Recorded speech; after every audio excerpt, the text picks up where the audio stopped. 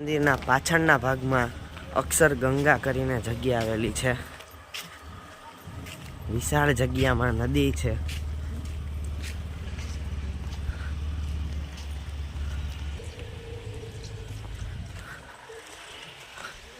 પાણી ભરેલું,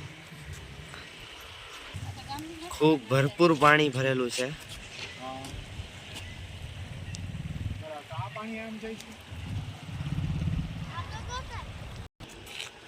અહીંયા પાણીના દ્રશ્ય, વચ્ચે આ પુલ છે, એની પછી પણ ખૂબ પાણી ભરેલું છે. આ હાલવા માટે પુલ બનાવેલો છે વચ્ચે.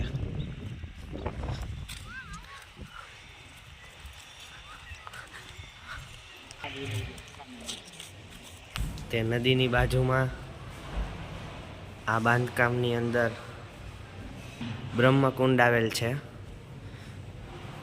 આ પાણી વચ્ચે ઝરણો.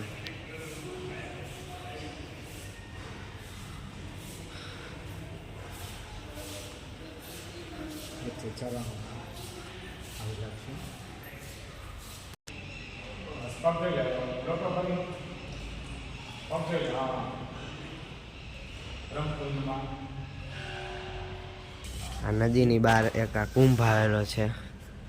કુંભની અંદર પાણી જોવા મળે છે, પુષ્પો છે.